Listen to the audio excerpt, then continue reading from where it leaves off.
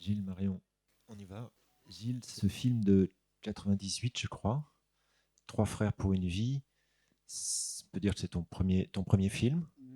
C'est donc un geste fondateur, on dira, de ton métier de réalisateur. Et donc, en même temps, le film que tu nous as offert cet après-midi, c'est un retour aux sources. Est-ce que tu peux nous parler justement de ce geste premier? Le geste, oula. Si on Oui, parce commence à qu'il y a parler il y a cinéma, beaucoup on de est mal. gestes. Il y a beaucoup de gestes dans ce film aussi. Ouais. Ouais, bah déjà, merci pour cet accueil. Nous, comme je vous disais tout à l'heure, c'est la première fois qu'on le projette en public, quoi. Donc personne l'a vu, juste la famille. Donc merci pour cet accueil. En fait, c'est un peu difficile pour nous, enfin pour moi, de parler de ce film parce qu'en fait, c'est tellement mon quotidien, tellement ma vie.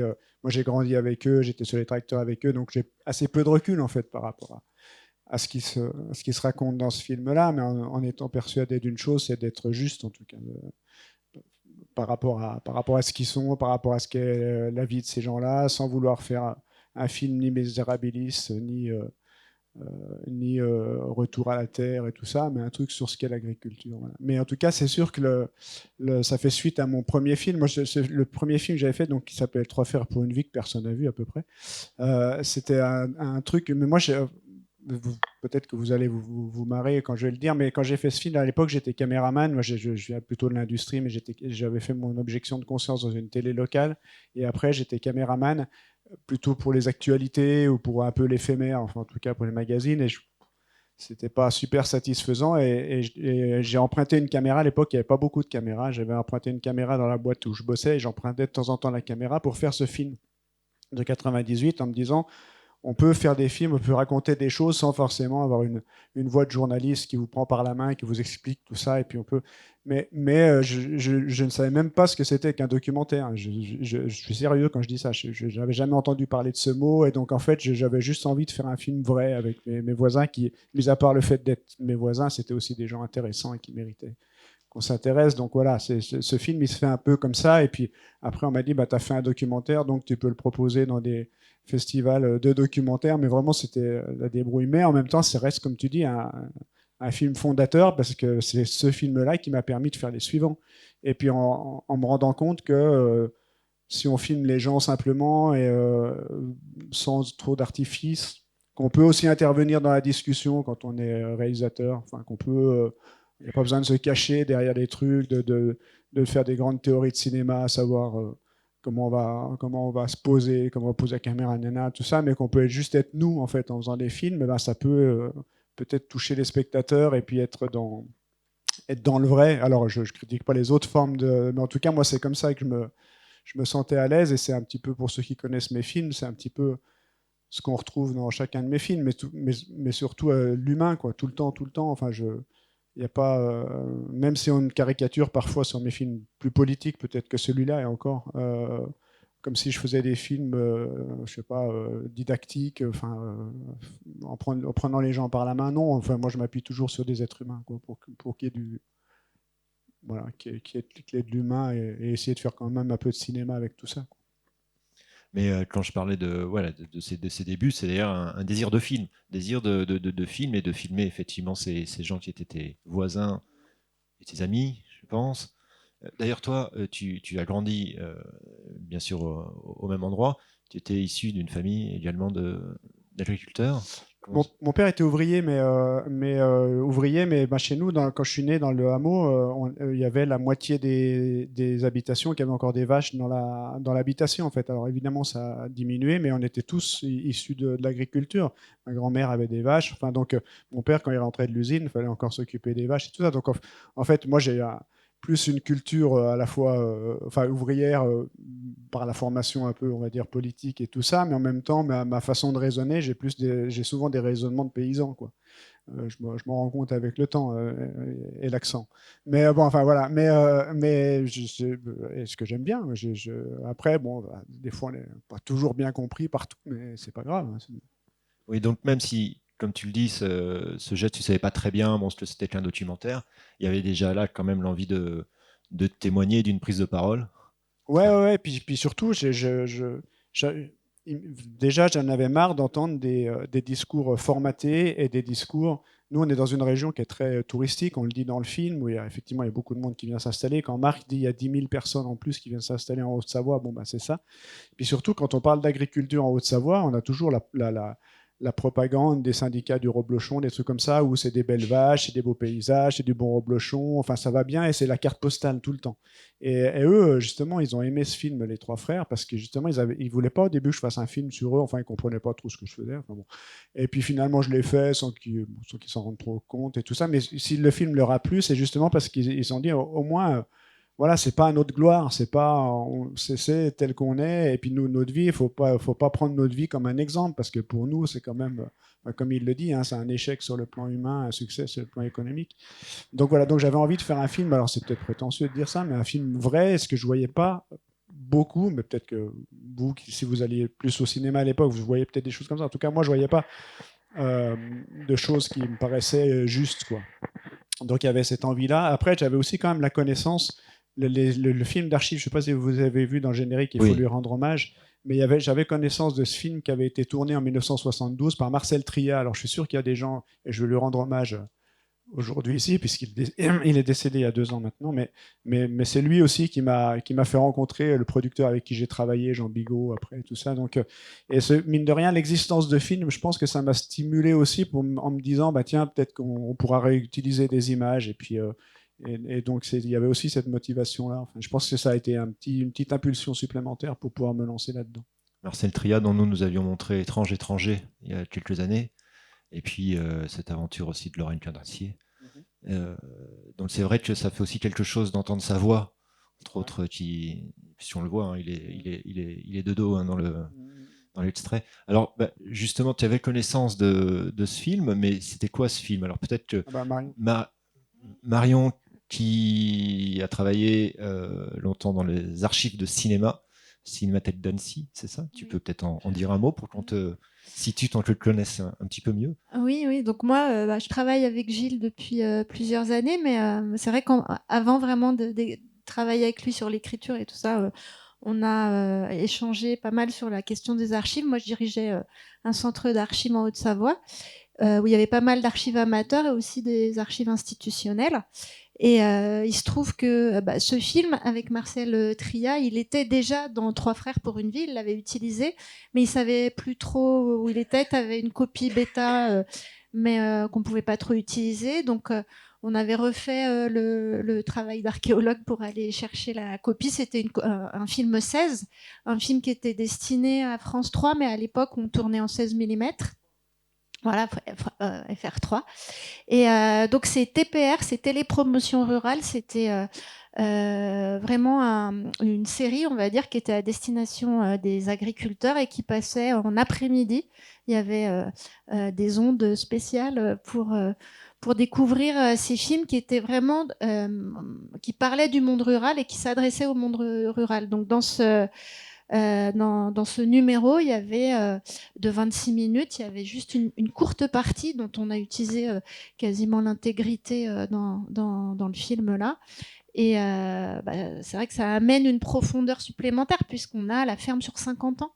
Le film, il y a jusqu'à 5 générations puisqu'on aperçoit le père des trois frères qui boit l'agneau. Bon.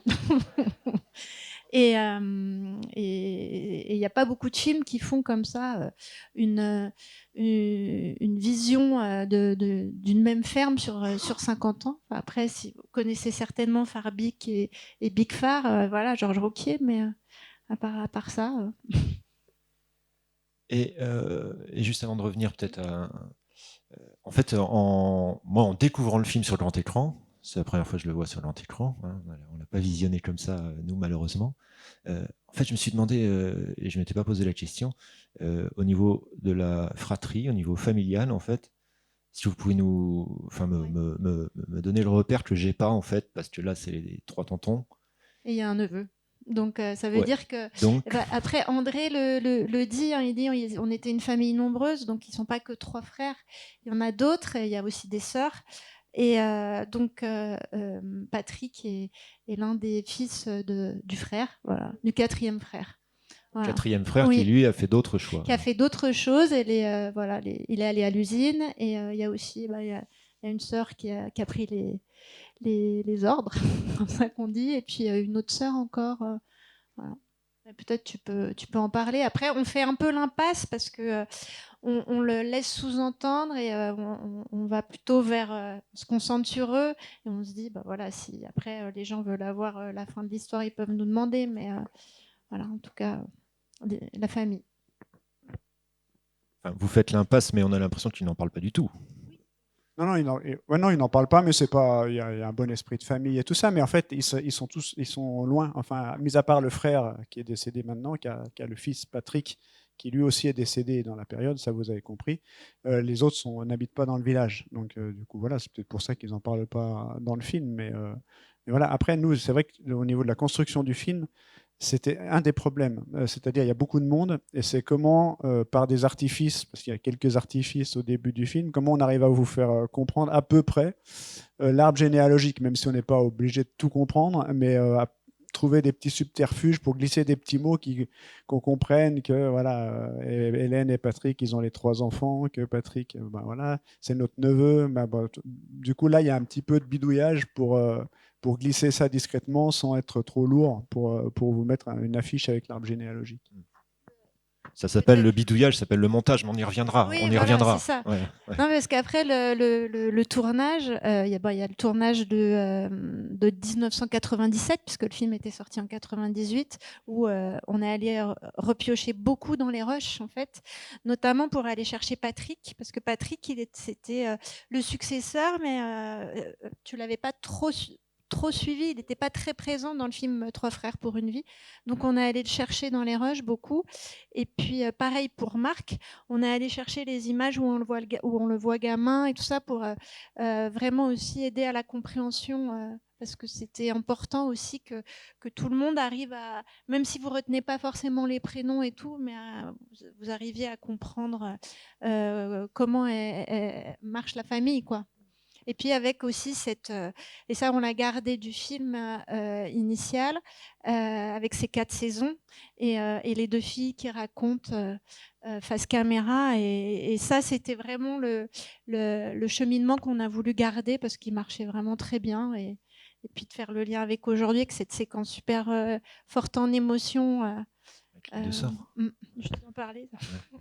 Mais c'est beau ça, c'est de revisiter ce film, mais surtout les rushs. C'est-à-dire que finalement, c'est des images qui n'avaient pas eu le droit au film à l'époque. Et on les retrouve ici. Alors, eux-mêmes étaient surpris parce que c'est vrai qu'ils ne les avaient pas vus.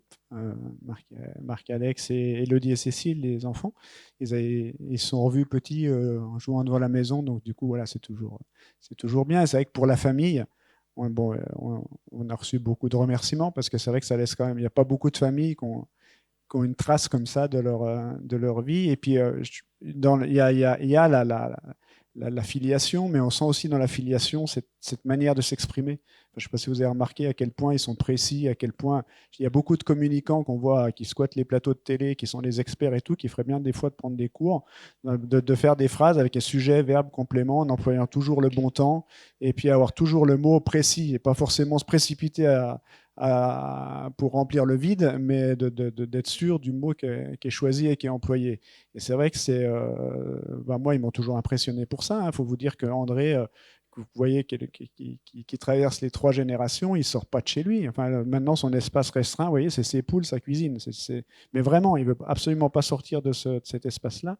Mais par contre, il lit, il s'intéresse aux gens. Et je disais tout à l'heure pendant le repas, il lit par exemple Courrier International tout le temps, mais quand il dit lire le Courrier International, c'est de la page 1 à la page 30, quoi. C'est du début à la fin. C'est qu'il a lu le Courrier International, ce qui ne doit pas être le cas de tout le monde. Enfin, pas moi. Je continue quand même sur ce premier film parce que tu as l'air de dire qu'ils sont très précis dans leurs mots, ce qui est le cas. Mais on sait bien qu'il ne suffit pas de braquer une caméra sur quelqu'un qui sait bien parler pour que ça fonctionne. Donc, et tout à l'heure, tu t'es excusé en disant ouais, j'ai fait ça en prenant une caméra, tout ça. Alors, quand même, le contexte de tournage de ce film et le temps, visiblement, que tu y as passé. Parce qu'il y a les séquences, alors bon, il y a le grand sujet du film qui est le travail, mais il y a beaucoup justement de ces scènes d'intimité. Ça prend du temps, peut-être, de Ça prend capter tout ça. Oui, ça prend du temps. Comment tu as travaillé à l'époque? D'autant plus que j'ai lu que tu avais peut-être travaillé sur ce nouveau film avec des collaborateurs. Les mêmes, c'est les mêmes, c'est au le niveau même de l'équipe monteur, technique. c'est Stéphane Perriot. J'ai beaucoup tourné tout seul là, parce que la dernière partie, mais il y a quand même 3-4 jours avec un preneur de son qui est le même, qui était venu avec moi en 98. Voilà, on a essayé de garder cette équipe-là pour que ça fasse un peu d'unité. Après, oui, ça prend du temps parce que on tourne sur la durée, et puis surtout, il y avait des questions à l'époque de disponibilité de matériel. Je prenais une caméra bêta dans la boîte avec laquelle je travaillais de temps en temps, donc je la prenais quand elle était disponible. Donc c'était pas, il fallait que le preneur de son soit disponible. Enfin, et on l'a fait avec quasiment pas d'argent, ce film-là à l'époque, mais c'était plus compliqué qu'aujourd'hui. On peut quand même avoir du matériel plus facilement. Donc tout ça, ça prend du temps. Mais ce que je voulais dire par rapport à ce que tu dis, ce qui était difficile, ça peut paraître simple de filmer ses voisins. C'est simple parce que effectivement, on se voit avec Marc, Alex et Hélène, on se voit tous les jours, mais c'est compliqué quand tu attaques les séquences intimes un peu. Et je me rappelle pour les trois frères, quand je savais que je devais attaquer les questions les regrets de ne pas avoir eu d'enfants, enfin, sur des trucs comme ça, je me bottais les fesses parce que c'est évidemment que moi, aller boire le café, aller boire l'agneau chez eux et parler, le machin, tout ça, ça roule, hein. Pas de problème. Par contre, c'est rare qu'autour de la table, on allait dire, dis donc, comment ça se passe, tu as eu des petites copines, tu as eu, tu vois, enfin bon, pas du tout. Alors là, il fallait se botter les fesses. Et pour ça que je dis filmer ses voisins, c'est facile. Ça peut paraître facile, mais des fois, c'est un peu plus difficile. Et je me sens plus à l'aise avec Raymond Aubrac. Enfin, j'en sais rien, mais en tout cas, pour aller dans l'intime et tout ça, parfois, même si c'est des personnalités, que mes voisins que je connais depuis gamin, quoi. Si je peux compléter pour la période contemporaine, puisque moi j'étais là, avec André, c'est toujours non. De toute façon, au départ, tu veux faire un film, ben non, parce qu'il ne se trouve pas intéressant, comme tu le disais et tout.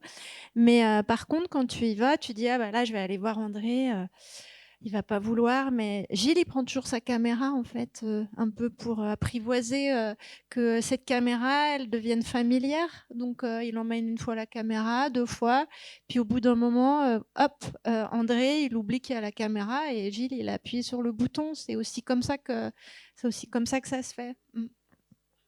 Ouais, mais après, c'est très bien que je le filme. Enfin, je veux dire, c'est pas. Mais eux, par principe, ils veulent pas se mettre en avant. Donc, c'était ça l'angoisse sur le premier film, c'est ils voulaient pas au début. Les deux, Joseph, vous voyez qui c'est, Joseph, celui qui tape sur la cocotte minute. Enfin, lui, il est plus, voilà, plus fier de ce qu'ils ont fait. Il est plus bon. Mais André, non. Alors du coup, André, c'est pas qu'il voulait pas être filmé, c'est qu'il avait justement peur qu'on fasse un film à leur gloire. Et ça, surtout pas, parce que pour lui, il est moins que c'est un échec, machin, tout ça. Donc c'était ça. Puis finalement, le film, je l'ai fait. Et il était très content pour les raisons que je vous ai données, parce que justement, c'est pas un film à la gloire de l'agriculture et on ne glorifie pas les choix qu'ils ont faits. Alors, du coup, l'autre désir de retour aux sources, c'est-à-dire faire ce film en 2022, est-ce que tu peux nous partager un petit peu vous étiez j'imagine, dans Reprise en main, puisqu'on voit été 2022, c'était l'année dernière. Ouais, donc, c'est-à-dire que bon, il y avait aussi ce film en cours. Alors, est-ce que tu peux nous en parler? Non, si vous remarquez, il y a 25 ans d'écart à chaque fois, donc 1972, 1997, 2022. Et aussi, c'est le départ d'Hélène. Là, elle va quitter la ferme là à la fin de l'année. Il y a ces robots qui vont arriver. Donc, en même temps, il y avait, c'est pas rien. Enfin, le choix de mettre ces robots qui peut être discutable. Enfin voilà, on peut discuter de politique agricole et tout comme ça. La seule question qu'on se pose, c'est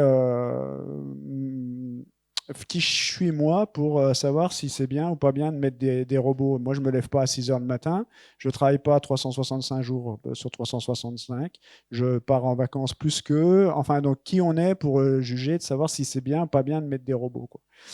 Et là, clairement, cette histoire de robots, ça pose des problèmes parce qu'il y a le côté folklore, il y a le côté tout ça qui, dans l'appellation Roblochon, ça grince un petit peu des dents. Alors, il se trouve que comme c'est des robots, ben, tout est programmable et donc, du coup, ça va respecter le cahier des charges pour que les vaches soient suffisamment longtemps dehors, dans les prairies, etc., que le temps entre deux traites soit respecté. Enfin, donc, tout s'adapte.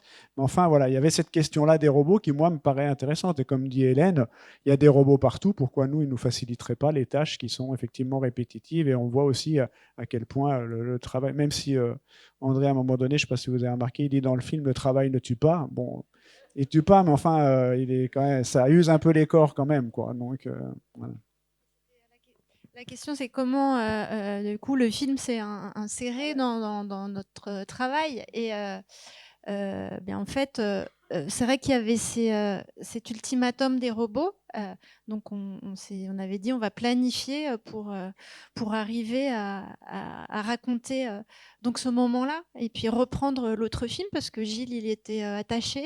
Et comme il l'a dit, Trois frères pour une vie n'avait pas été vu, quoi. Donc, est-ce qu'on ressortait le film tel quel et on lui donnait une vie en salle? Mais est-ce que ça valait pas la peine de le compléter et d'en faire un autre film? Bah, ça a été vite tranché en fait. Et puis c'est vrai que les discussions avec Hélène et tout ça, ils étaient d'accord, ils étaient partants pour y aller. Donc bah, après, c'est l'avantage de la proximité, c'est-à-dire que entre deux projections de reprise en main, entre deux moments d'écriture et tout ça, bah, Gilles, ah, il y a une belle lumière. Ah, il y a un rendez-vous. Ah, bah voilà, il prend la caméra et il y va, quoi. Moi, voilà, je peux courir après avec le micro de temps en temps. Et puis, en fait, c'est simple. Et on va dire qu'il y a eu un travail préparatoire pour un dossier de production, puisqu'il y a un producteur, distributeur, où on a dû mettre en place un scénario, tout ça. Puis on s'est un peu creusé la tête de comment on ferait. Mais le film, il s'est vraiment fait au montage. Et c'est vrai qu'on n'était pas deux, mais on était trois vraiment au montage. Et Stéphane Perriot, bah, ne l'oublions pas, parce que c'est aussi sa patte qu'on voit dans le film. Et il connaissait très bien aussi les trois frères, comme il avait monté le film initial. Donc on était vraiment trois à bosser ensemble et à essayer de reprendre la construction du film avec les images d'archives et les rushs et les films, enfin les images contemporaines. Et même question quand même qu'avec les trois frères, c'est-à-dire alors Eric, et puis j'ai oublié le prénom de son associé.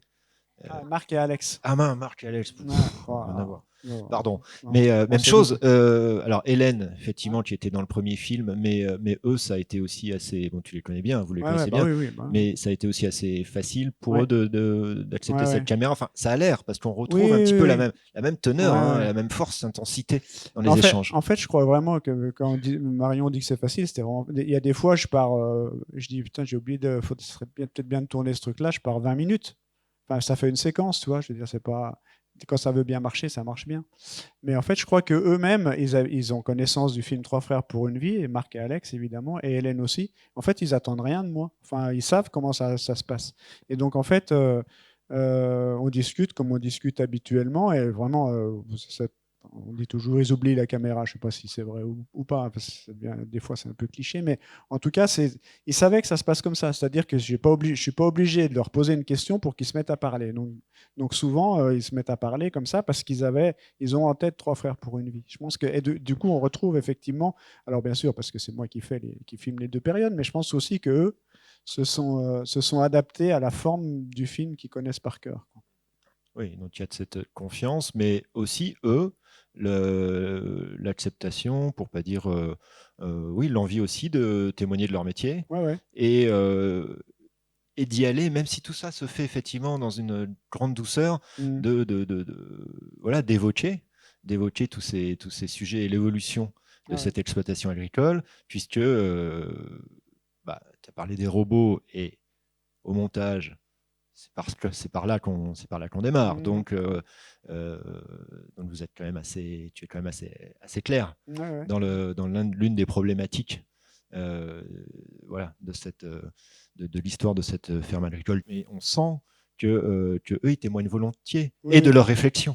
Ouais.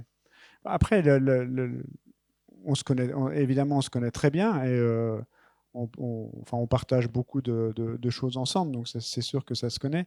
Mais eux avaient aussi envie de témoigner, je pense, encore une fois, dans cette logique du film pour continuer l'histoire de la famille. Et c'est vrai que les filles, Cécile et Élodie, elles nous ont remercié aussi pour ça, parce que voilà, et en plus elles retrouvent les images de leur père et tout ça dans le film.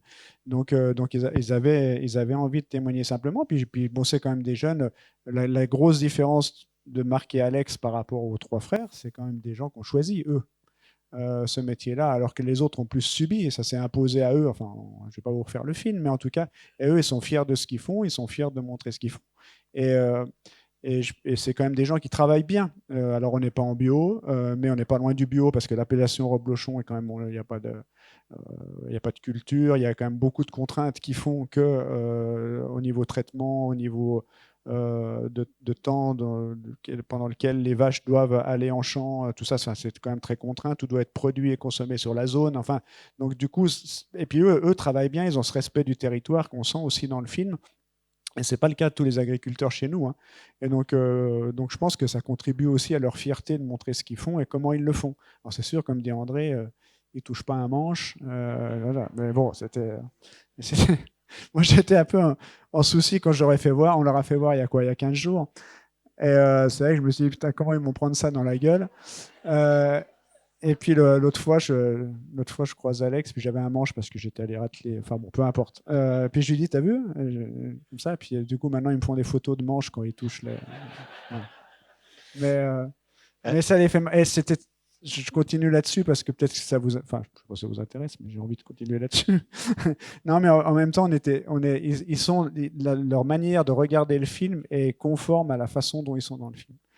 Enfin, dans je sais pas comment on peut dire, Marion. Mais moi, c'est pas facile de se voir dans un film, mais tu pourrais dire merde, j'ai une crotte de nez sur cette séquence-là. Enfin, toi, être focalisé sur ta personne et dire oula, ça, c'est pas bien. Il y a André qui dit ça sur nous. Et en fait, eux, ils ont une capacité d'analyse globale du film, un recul et ouais, une espèce de dignité et tout qui est incroyable. Je pense que je serais pas capable de regarder un film où je suis dedans comme eux. Et même s'il y a des trucs où ça grince un peu des dents et tout comme ça, ils sont capables de regarder ça dans la globalité en disant putain, ça c'est super et tout. Et ça, c'était vraiment très très. Élodie, elle a dit ah oui, bah, c'est un joli film, elle a dit. Et je pense que tu as raison, ils ont quand même en tête Trois frères pour une vie et l'idée de compléter le film et d'être dedans et avec leurs enfants ou les petits-enfants. C'était vraiment important pour eux. Et de montrer en plus qu'ils ont réussi. Enfin, c'est vrai que la fin de l'histoire, c'est quand même qu'ils sont vers le mieux, comme dirait Joseph. Ils ont donné même un petit coup de vif, comme il dit. Mais voilà, donc c'est vrai que c'est une belle histoire quand même. Alors, juste avant de vous passer la parole pour boucler la boucle, finalement, le montage de ce film, la fin de ce montage, c'est assez récent, alors. Ah oui, bah, je vous le redis, hein, il y a eux qui l'ont Parce vu. que dans le film, on voit que bon, le cadran tourne, donc on Ouais. est au printemps Ouais. ou Ouais, printemps on a fini au dernier. printemps, ouais. Ouais. Donc, on a complété quelques petits bouts de raccords au printemps, ouais, temps de faire la musique et tout ça. Mais on avait commencé de monter cet hiver déjà, et puis on a complété un petit peu. Donc, ouais, non, c'est tout frais. Et Voilà. beaucoup d'heures de rush, finalement. Ouais, mais avec quand même, je me faisais la remarque. Alors là, un peu d'heures de rush avec les dernières, parce qu'on tourne plus peut-être maintenant que quand on avait les caméras, mais en fait, c'est des gens qui sont très efficaces dans leurs propos. Je veux dire, t'as pas, non, mais c'est vrai, t'as pas à mouliner pendant des heures pour qu'ils te disent des choses simples, efficaces et claires et nettes. Donc en fait, en termes de rush, il n'y a pas énorme. Moi, mais c'est vrai que je me rends compte que sur mes films, peut-être que j'ai la chance d'avoir des bons intervenants, mais globalement, je n'ai pas des centaines de rushs, quoi. Et que ce soit même sur La Sociale, mais qui étaient des films compliqués, même sur les films qu'on fait avec François, enfin, ça va assez vite mais après, ça veut dire qu'il y a de la préparation en amont, ça veut dire que tu sais ce qu'ils vont te dire, ça veut dire que tu es en adéquation avec eux, et donc du coup, tu n'as pas besoin de refaire l'histoire à chaque fois et puis de tourner des heures pendant le truc, quoi. La trame du film, comme on l'avait écrite, et on savait aussi ce qui aurait. En gros, après, il y a des surprises, on ne sait jamais où l'émotion, mais quand même, avec les 4 saisons, avec les robots de traite, voilà, c'était quand même, il savait où il allait, quoi. Alors, je crois qu'il y a des premières questions. Oui. Merci beaucoup pour ce film. Excusez-moi. Il m'a beaucoup touchée. Et j'ai trouvé que ces trois frères, vous en avez donné, on dirait des personnages de cinéma. C'est magnifique. Merci. Mais j'ai quand même une petite question. Je trouve que c'est la place des femmes dans ce film. Alors, il se trouve qu'elles sont absentes de la vie des trois frères, mais enfin, du coup, dans la réalité. Mais j'aurais attendu que vous filmiez les deux compagnes de Marc et Alex, parce que je me dis que dans l'économie rurale de ces fermes, ces femmes, souvent, elles ont une activité à l'extérieur qui permet à ces fermes de tenir. Mais voilà, c'est pour moi un petit manque dans ce film que je trouve magnifique. Alors, le parti pris, c'était de rester dans le village, quoi. Voilà. Et de rester vraiment localement. J'entends votre remarque. Après, Hélène a une place assez large, plus large que ce que Hélène, elle s'exprime pas forcément beaucoup, contrairement à ce qu'on croit dans le film. Et c'est vrai que le rendu, au final, elle est belle, c'est un beau personnage et c'est super. Après, peut-être, oui, effectivement, que ça vous manque. On les aperçoit, on les voit et tout ça. Elle travaille effectivement.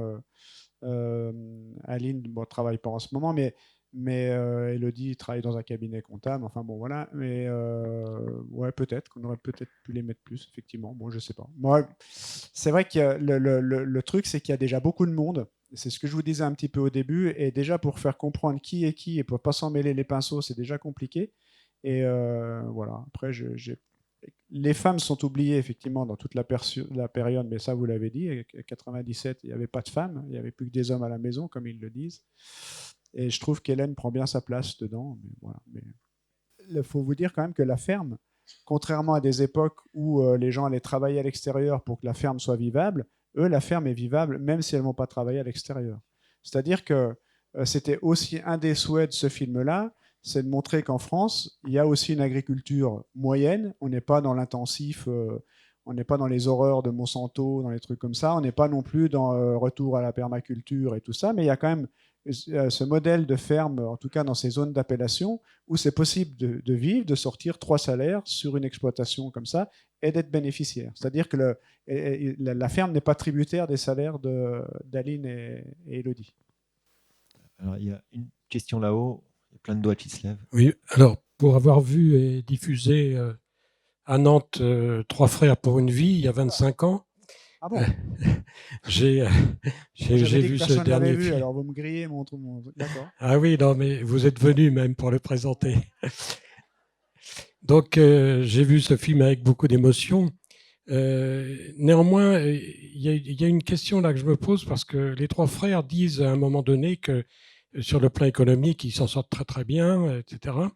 Mais là aujourd'hui, c'est une question quoi, avec tous ces investissements, toutes ces dépenses. Est-ce que actuellement, il est question de dette à un moment, hein, mais ça passe très très vite. Est-ce qu'on peut considérer qu'une entreprise, enfin une entreprise comme celle-ci est rentable malgré tous ces investissements extrêmement coûteux, quoi? Alors malgré tout, oui, je viens de le dire, elle est rentable. Elle est rentable parce qu'il y a les subventions européennes et parce que nous, on est et surtout parce qu'il y a l'appellation en reblochon. Il faut vous dire que le prix du lait en Haute-Savoie, il l'aurait acheté 2 fois plus cher qu'en Normandie, enfin, ou en tout cas dans les zones de production laitière pour la consommation. Et cette ferme est rentable parce qu'il y a les primes européennes, les primes à l'herbe. Pour vous dire, en gros, eux, ils sont les premiers à s'en plaindre. Eux, ce qu'ils demandent, c'est de pouvoir vivre en vendant au prix réel de leur production et pas être tributaire des subventions. Mais pour vous dire l'ampleur des subventions sur des fermes telles que ça, c'est que les subventions payent les salaires, en gros. Je ne sais pas si vous voyez l'ampleur des subventions, mais c'est consultable maintenant. C'est ce qui est bien, c'est que, et eux s'en cachent pas, hein, mais ça veut dire quand même qu'on est loin de payer le vrai prix des produits qu'on consomme, quoi. Donc voilà, alors là, c'est un autre problème. Mais en tout cas, dans le modèle actuel, avec les subventions, c'est une ferme qui fonctionne très bien, et la leur particulièrement, grâce notamment au travail fourni par les trois frères, qui leur lèguent quand même un outil de travail en état et en étant aussi dans un secteur qui est hyper subventionné. Tout est subventionné.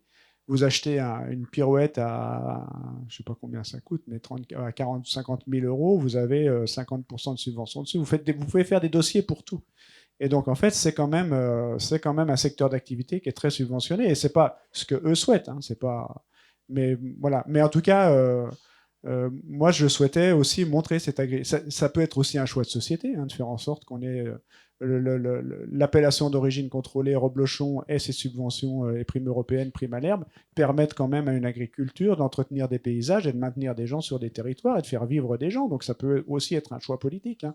Donc je ne critique pas en vrai que faut juste le dire. C'est juste aussi, ça serait bien aussi que les paysans de temps en temps ils soient en adéquation entre leur choix de société et leur choix de vote par rapport à ce dont ils bénéficient. Hein. C'est-à-dire que surtout nous, je veux dire surtout nous dans les zones d'appellation d'origine contrôlée, qui sont dans ces zones d'appellation qui sont les mesures les plus antilibérales qui soient. C'est-à-dire que vous mettez des contraintes, vous restreignez, vous définissez une zone sur laquelle il n'y aura pas de concurrence. Vous définissez un produit qui ne peut pas être attaqué, vous mettez un gros cahier des charges, donc vous êtes antilibéral à fond. Par contre, ça pose aucun problème à l'immense majorité des agriculteurs de la zone d'être à la FNSEA qui promeut un modèle qui n'est pas forcément celui-là et de voter assez souvent pour des partis qui sont quand même assez libéraux. Donc, mais quand vous leur dites ça, c'est compliqué. Pas, voilà. Continue, madame, là, qui lève le doigt depuis tout à l'heure. Tout le monde va avoir la parole. Bonjour, merci pour ce beau film et le témoignage. Qui tiennent plus un manche, tant mieux, parce qu'eux, ils se tiendront plus droit quand ils auront 80 ans. Ouais. Et puis, ils éviteront l'opération du canal carpien également. Mais par rapport aux robots, en Lozère, que je connais, je veux dire, c'est pas une question d'éthique, c'est une question de finance, parce que c'est très cher d'aménager une étable. Et surtout, le département, il y en a que 2 qui l'ont. Et moi, c'est un bon film, mon témoignage, mais ce qui manque dans le témoignage, je trouve, c'est tout ce travail informatique que l'État demande, et de préciser que pour mettre du blé à un tel endroit, il faut que l'État soit d'accord. Pour faucher à tel endroit, il faut que l'État soit d'accord. Et donc l'agriculteur, après ça travaille au champ, même s'il rentre la nuit, il est sur l'informatique pour déclarer les naissances, pour dire ce qu'il a fait aujourd'hui, ce qu'il a fauché. Et le travail d'agriculteur est très, très contrôlé actuellement. Et donc celui qui n'a pas de formation numérique, qui ne sait pas faire, bon, il est perdu. Il doit payer des gens pour l'aider pour faire ça. Et ça paraît pas du tout dans le travail, qui fait partie du travail agricole maintenant. Et pour les gens qui ne sont pas dans ce milieu, je trouve que c'est bien de le dire aussi, de le montrer. Alors, je suis d'accord avec vous. Après, j'ai pas la prétention de vous avoir tout fait voir. Mais je crois qu'on le sent à travers Marc qui témoigne et qui dit, moi j'aime bien, et on le voit sur l'ordinateur, mais il dit, j'aime bien comparer les rendements, les trucs, voir qu'on peut améliorer et tout comme ça. Après, on est moins contraint, par exemple, dans notre zone, sur savoir ce qu'on a, parce qu'il n'y a pas de céréales, nous, chez nous et tout, donc on est moins contrôlé sur ces questions-là. Mais quand je vous dis qu'il faut faire des demandes de subventions, il faut faire des dossiers, il faut faire des choses. J'ai l'impression qu'on le sent quand même avec Marc devant son ordinateur et devant son témoignage, mais bon, voilà. C'est pas ce qu'il y a de plus cinématographique, peut-être. Moi, je voudrais remercier pour l'hommage que vous rendez effectivement au bon sens paysan. C'est-à-dire qu'on utilise la formule bon sens paysan, un peu comme celui qui disait « je suis riche paysan », pour les dénigrer. Et là, il y a une vraie stratégie. Et quand on voit la carte, d'un point de vue stratégique, les 3 frères ont effectivement, autour de leur ferme, créé un territoire en se posant tous les problèmes. Et y compris quand l'un de ceux qui comprennent qu'on ne pourra pas accueillir 10 000 et que c'est ça la vraie question sur le territoire, c'est une vraie fiction. Et les 50 ans, c'est pas un documentaire pour nous expliquer tous les problèmes de l'agriculture et les lins. C'est une vraie histoire. Bravo pour ce film. Merci, monsieur. Alors, peut-être que ça... Tu peux préciser, peut-être, Gilles, ce que tu me disais par rapport à ce film de Marcel Tria, parce que qu'est-ce qu'on voit dans ce film qu'ils construisent un bâtiment, et d'ailleurs, ils le disent, ils font un choix, le choix de la modernité. Peut-être expliquer... Je crois que c'est ce qui traverse un peu tout le film, parce que même à la fin, André il dit moi je suis pour les robots. Et je me suis amusé à laisser la petite griffe aux écolos parce qu'il y a beaucoup d'écolos qui suivent ce que je fais. Alors on va voir comment ça. C'était plutôt venant de lui, c'était plutôt rigolo, quoi. Et en fait, oui, quand il filme en 1972, effectivement, c'était la première fois, en tout cas dans notre région. Vous, peut-être que vous connaissiez ça avant, mais avant, chaque maison avait les vaches dans la ferme. Enfin, chez moi, c'est ça, dans la maison, pardon. Ouais. Donc, une travée de vaches, la maison d'habitation, la grange au-dessus pour garder la chaleur. C'était des contraintes d'énergie, de gestion de l'énergie. Et eux étaient les premiers à sortir l'étable et construire une étable à côté de la maison d'habitation en ayant des vaches, ils appellent ça en stabulation libre. Des fois c'est un peu contresens, mais ça s'appelait comme ça. Donc c'était que les vaches peuvent vaquer pendant la journée sans être à la tâche toute la journée. Et c'était les premiers à faire ça. Mais effectivement, ils prenaient un risque. Et il y a quand même tout un discours qui était intéressant à l'époque de la part de... Déjà, l'histoire est un peu écrite parce que Marcel Triat dit mais la jeunesse sera passée. Et dit oui, ça c'est embêtant et tout ça. Bon, donc on voyait un peu comment ils allaient devoir travailler. Mais il y avait aussi toute cette question de on n'a pas l'argent au départ, il faut tout faire par le travail, quoi. Et voilà, moi j'aime bien ces questions. La question du travail m'intéresse beaucoup et je pense que ça traverse tous mes films. Et je trouvais ça intéressant aussi, l'analyse qu'ils portaient là-dessus, quoi. Avec cette souffrance qu'ils ont eue, parce qu'on le sent. On le sent dans le film, il le dit, c'était la misère, vraiment la misère. Mais oui, c'était comme ça. Ils avaient un père, alors on le voit, qui est plutôt sympathique, mais qui n'était pas il n'y avait pas trop l'agriculture dans le sang, et c'est beaucoup la mère qui portait la ferme avec tous ses enfants et tout comme ça. Et ils ont travaillé énormément, et c'était vraiment la misère chez eux, quoi. Pas manger forcément toujours à leur faim. Et donc on sent bien la détermination qu'il y a à vouloir, comme il dit, on est ennemi de la médiocrité, on veut s'en sortir et tout. Et donc du coup, ça ne vient pas de nulle part, toute cette énergie et toute cette... Elles l'ont vraiment construit de leurs mains. Quand on les voit taper à la masse sur ces cailloux, c'est du truc de bagnard. Et moi, là, j'étais vraiment gamin à l'époque. Moi, je suis né en 68, donc en juin 68. Et donc, en fait, je me souviens de la construction qui a duré plusieurs années. C'était un chantier titanesque. Je ne sais pas si j'ai bien compris, mais tu m'as pas dit qu'ils avaient eu des dégâts dans leur ferme, justement, précédemment. Tu m'as pas parlé d'un incendie tout à l'heure. Ça. Ce qui a précipité la réflexion, c'est qu'ils avaient deux maisons, une maison d'habitation du grand-père et de leur père, et la maison où ils avaient mis des vaches du grand-père avait brûlé. Et donc, du coup, il a fallu trouver une solution. Et donc, pendant un petit moment, ils n'avaient plus de troupeaux, ils n'avaient plus que quelques vaches pour construire ce truc. Puis, ils ont reconstitué leur cheptel pour mettre dans cette ferme. Ah, le micro est là-bas. Allez, merci pour ce film où il y a, je trouve, beaucoup d'humanité. Ça, c'est merveilleux. Voilà. Et alors, ça commence par un robot, mais en même temps, je trouve qu'ils ont une pratique très éclairée. C'est-à-dire, à la fois, et je trouve que c'est bien montré, lorsqu'ils travaillent avec les engins et dans les pentes, etc. Donc, c'est quand même toute une technique qui a l'air très élaborée. Et puis, leur analyse, alors c'est pour ça quand je me souviens plus, Albert qui dit que les écolos vont pas être contents, mais en même temps, ils ont toute une réflexion sur les rotations dans les coupes pour qu'il y ait la floraison qui se fasse dans de bonnes conditions. Ils calculent leur taille de coupe pour que ça repousse mieux, qu'il y ait les protéines, enfin, etc., etc. Je veux dire, c'est quand même une pratique très éclairée. Voilà.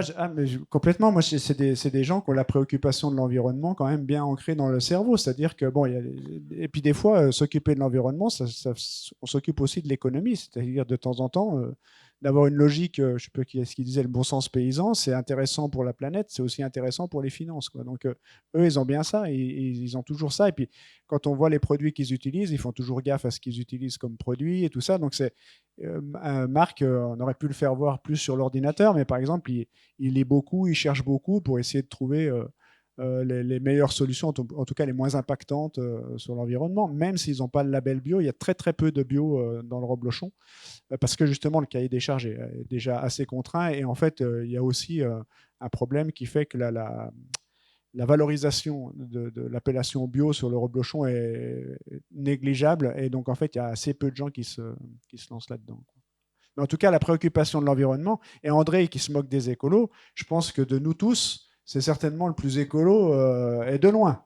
Parce que lui, sa vie, en termes de consommation de plastique, consommation de loisirs et de carburant pour aller se promener, honnêtement, je connais personne qui a un impact environnemental aussi faible. Voilà. Bon, je vous remercie de ce film qui est plein d'émotions. Et bon, mais je voudrais savoir, évidemment, il ne parle absolument pas de l'argent, sauf quelques petites allusions. Par exemple, ce fameux robot, ils mettront 10 ans seulement pour le rembourser, apparemment. Mais vous avez sûrement dû parler beaucoup argent avec eux, sur les moyens. Moi, c'est ma préoccupation principale. Non, en tout cas, non, mais je connais les prix de ces robots. Ils sont obligés de mettre 2 robots par rapport à. Ils ont 90, 100 laitières selon le moment. Et donc, en fait, il faut deux robots et il y en a pour 250 000 € d'équipement. Et puis, quand on voit les tracteurs, on dirait que tout est neuf. Oui, tout est neuf, mais vous regardez les agriculteurs, souvent le matériel est neuf parce qu'ils sont incités à renouveler le matériel, qu'ils ont les prêts pour et que à la fois les comptables et à la fois les banques font tourner ça. Quand vous regardez l'équipement d'un agriculteur aujourd'hui ramené à une seule personne, le capital ramené à la personne, c'est colossal. C'est presque autant que nos décolteurs, si vous avez vu Reprise en main, où il y a un décolteur qui travaille sur une machine à 1 million d'euros. Et ben eux, quand vous mettez, parce que tout simplement, ils ont beaucoup de tracteurs, et que déjà les agriculteurs n'ont pas forcément trop l'habitude de travailler ensemble, même si ça arrive. Mais aussi, c'est que il y a des travaux tout le monde fait les fois en même temps. Et donc, du coup, tu pourrais te dire, c'est complètement con. Tout ça pourrait être mutualisé et tout, mais en fait, ils tournent tous comme des avions au moment où il y a 4 jours de beau consécutifs, et donc il faut le matériel qui est là. Et donc, c'est vrai que le capital ramené à chaque agriculteur est colossal et colossablement aussi subventionné. Oui, dans une conférence, un chercheur disait que c'était des resellers de banque, les agriculteurs. Oui, parce qu'il y a beaucoup de prêts, ça fait tourner, c'est sûr. Mais je voudrais savoir s'ils mettent beaucoup d'intrants sur leurs prairies, parce que les prairies sont permanentes. En fait, pour vous dire, eux, ils doivent avoir 140 hectares pour 100 laitières. Donc, ce n'est pas de l'intensif, hein, ça fait assez peu ramené à l'hectare. Et donc, en gros, les champs tournent beaucoup et en intrants, ils mettent pratiquement rien. Alors, un peu de potasse à un moment donné, je crois, mais en fait, ils mettent assez peu parce qu'ils ont le lisier. Et puis, c'est des prairies permanentes. Ah oui. Il n'y a pas de céréales, pas de culture. Donc, du coup, il y a une espèce de turnover entre les parcs et donc les vaches qui chient dessus et où ça se fait automatiquement, et les parcelles pour le foin, et tout ça, ça tourne. Et de la luzerne pour enrichir les sols par moment. Merci. Je voulais dire, évidemment, le très, très grand intérêt que j'ai pris au film. Je trouve que ça va contre des tas d'idées toutes faites qu'on a quand on habite la ville, qu'on connaît mal. Donc là, je trouve le film est très, très, très, très utile. J'espère qu'il va bien tourner, notamment autour des villes.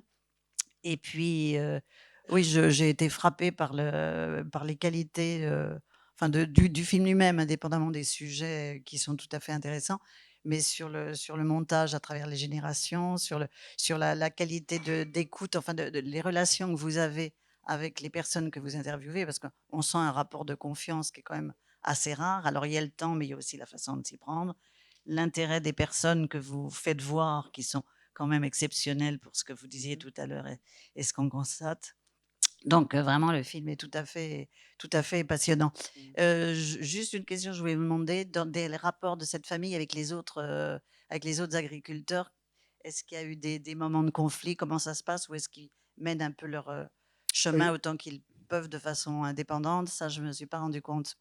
Eux, ils mènent un peu leur chemin un peu seuls, mais parce qu'ils se méfient beaucoup des instances agricoles, ou en tout cas, mais vous devez avoir les mêmes à la maison, mais qui dirigent, qui sont présidents de la caisse du Crédit Agricole, qui sont membres du syndicat du Reblochon, c'est tous ces agriculteurs qui sont un peu partout. Eux, ils sont un peu à distance de ça, et eux, ils mènent leur barque, ils s'occupent déjà de leur ferme. Et comme on est dans une région, comme je disais, riche, et puis il y a quand même beaucoup de business autour de tous ces produits, et c'est vrai qu'eux ont plutôt tendance à faire leur travail et puis pas trop se mêler de toutes ces instances agricoles qui finalement tournent un peu en boucle avec toujours les mêmes et avec qui sont un petit peu partout, qui sont entre autres ceux qui vont pas trop nous aider sur le film, par exemple. De par mon nom et de par eux aussi, enfin voilà.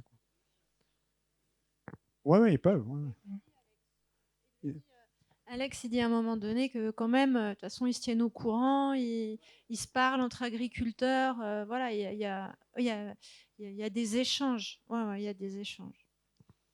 Alors, le micro est remonté tout en haut, là-bas. Oui, alors moi, merci d'abord effectivement pour ce film très touchant.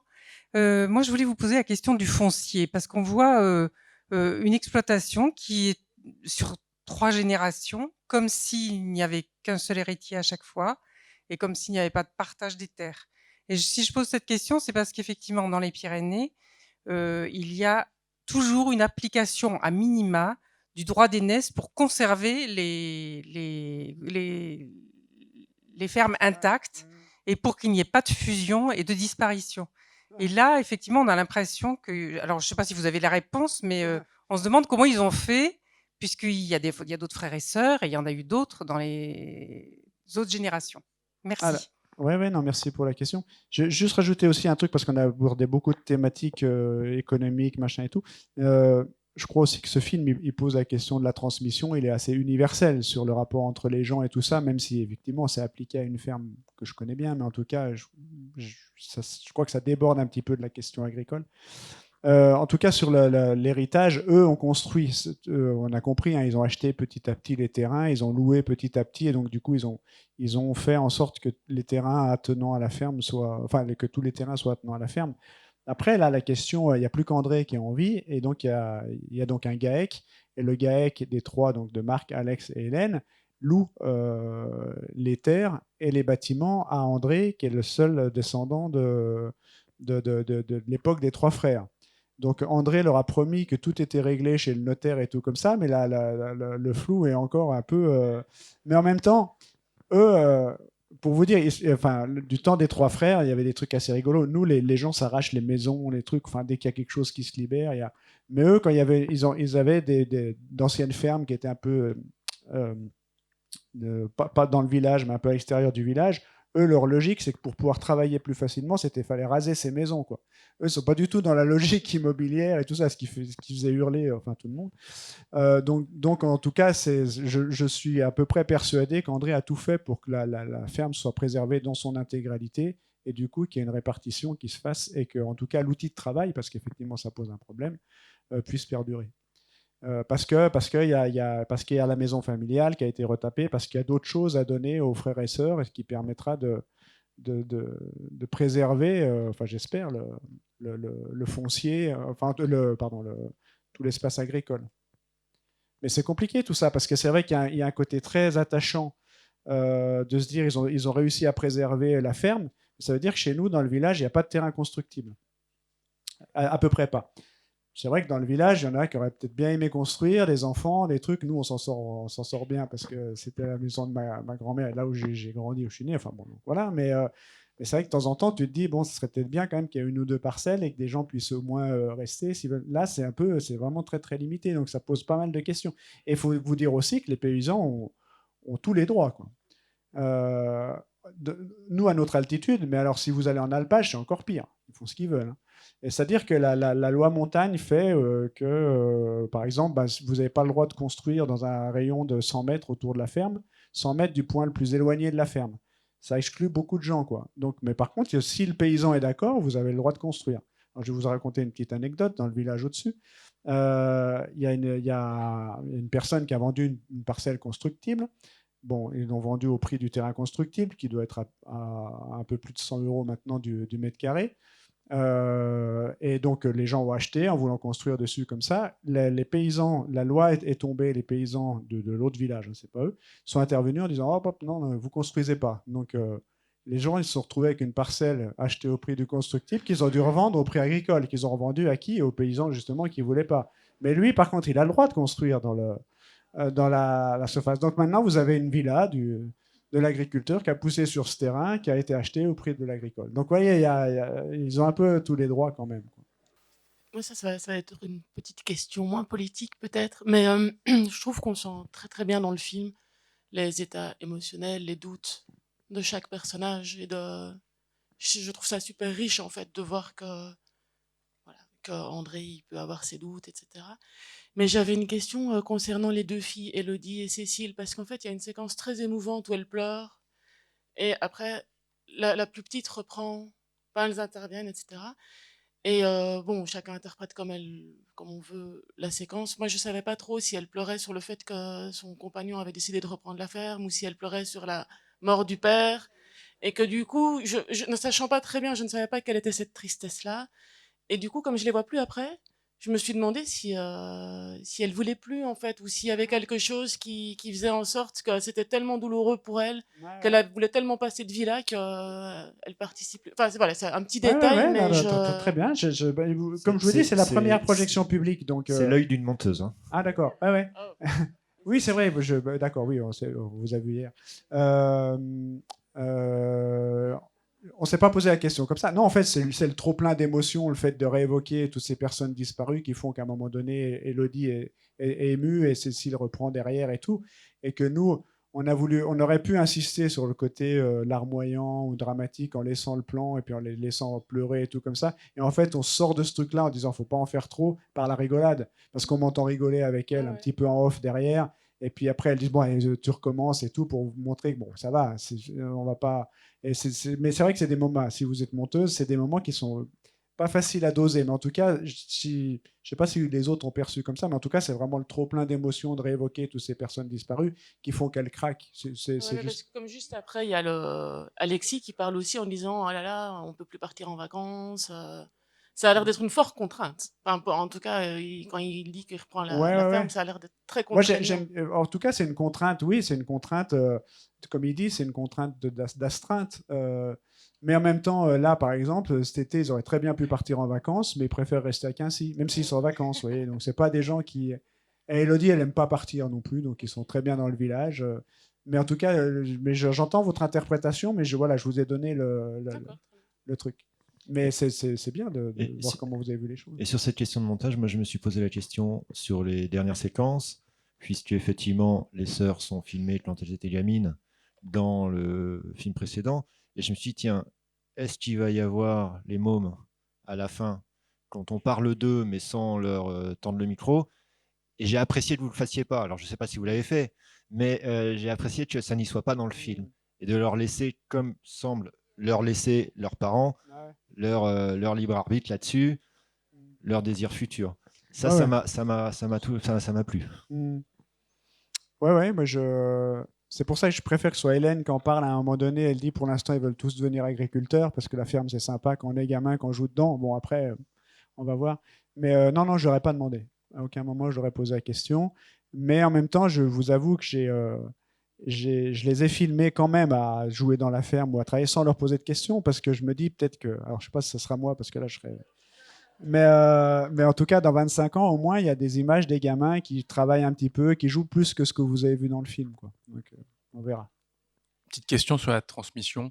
Parce que du coup, tu disais, vous parliez de Marcel Tria, mais on dirait que l'humour, c'est le révélateur d'intelligence chez eux. Et dans le film, la séquence, on s'est tous marrés en voyant le dernier cul de la vache qui veut pas rentrer dans le film d'il y a 25 ans. Il y en a quelques autres comme ça avec la répétition de la sortie des vaches au printemps. Tous ces éléments-là, de la connaissance très fine des bêtes, est justement le contraire de l'industriel. Tu parlais de transmission. Marcel Tria était fils de paysan, donc il savait très bien quelles questions il leur posait. Toi-même, tu les connais aussi. Donc tout ça, c'est ce temps long qui accompagne l'intelligence, et l'humour en est le signe. C'est plutôt bien d'avoir reproduit ça d'un film sur l'autre.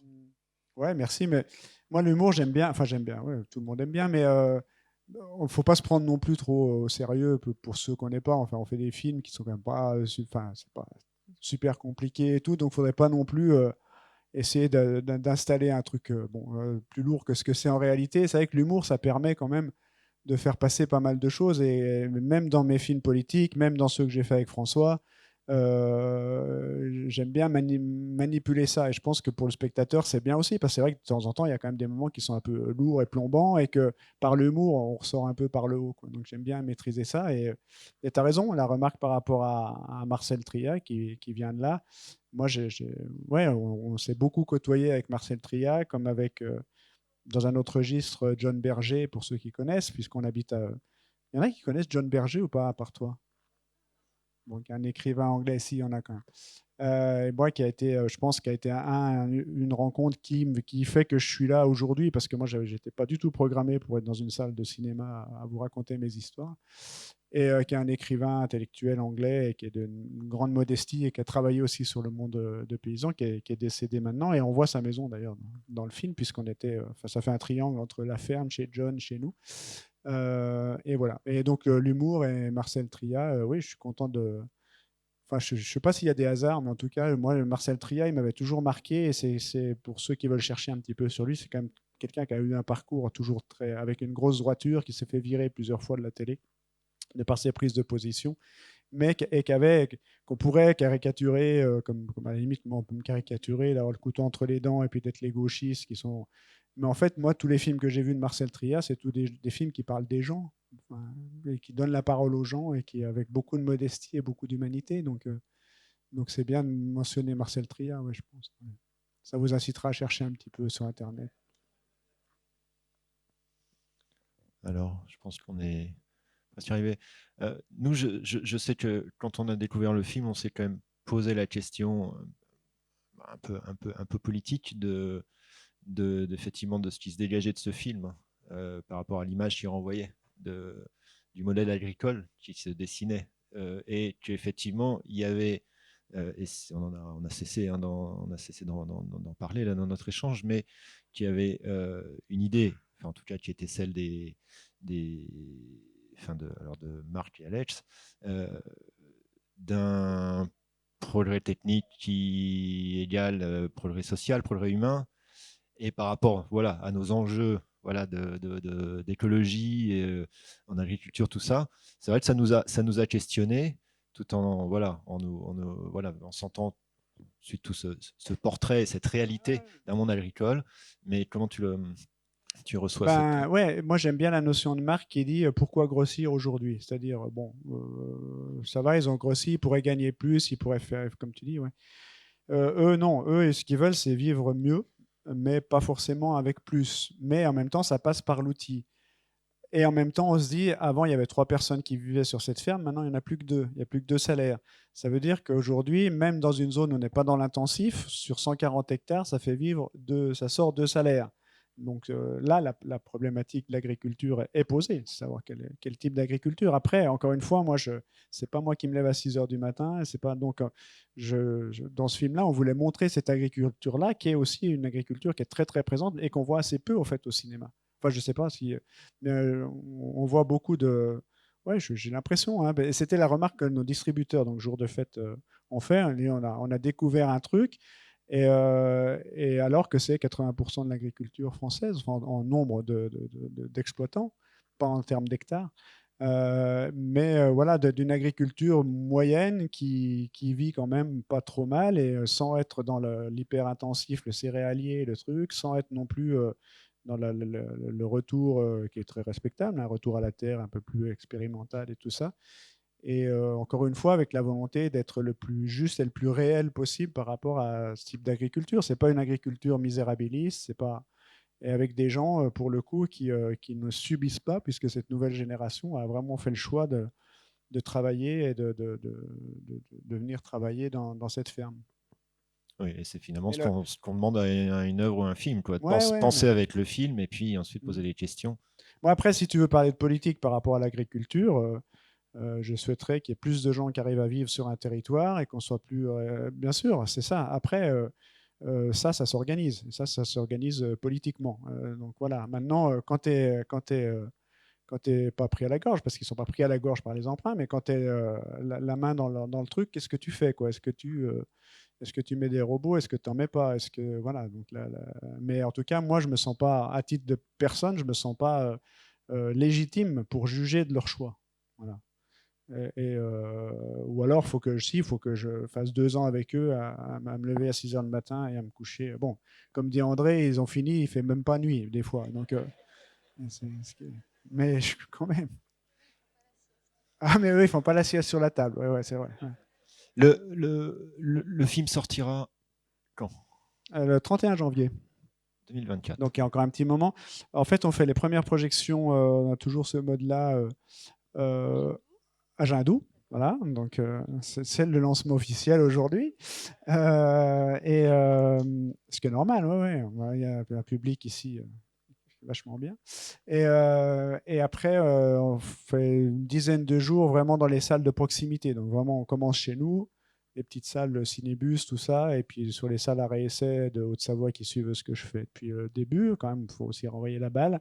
Puis on élargit un petit peu le périmètre, la région Rhône-Alpes, et puis il y a quelques festivals dans l'automne.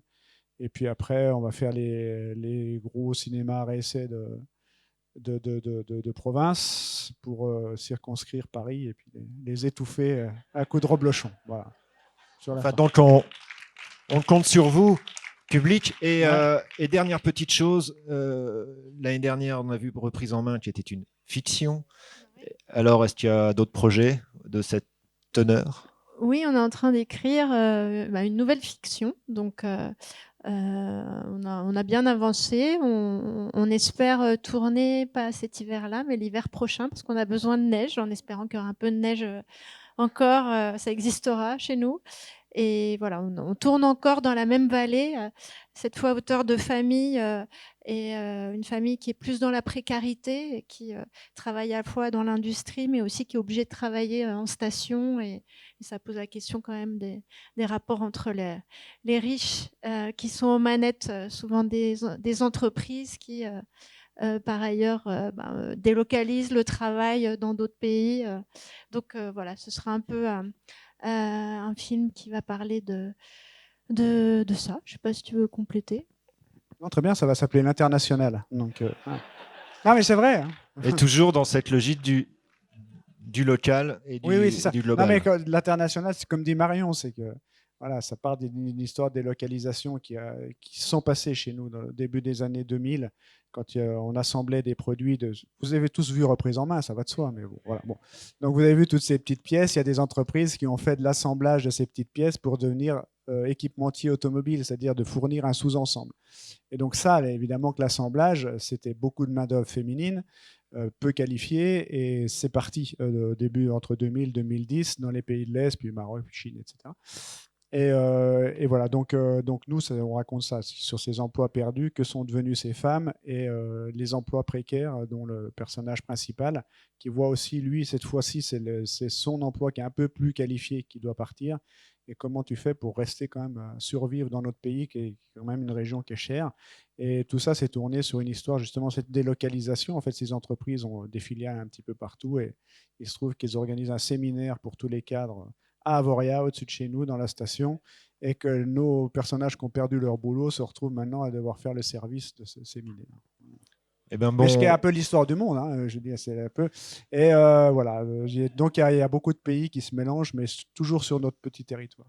D'où l'International. Bon, ben, hâte de voir ce film. Bon courage pour ce Merci. travail. Et merci Gilles, merci Marion. Ouais. Merci beaucoup.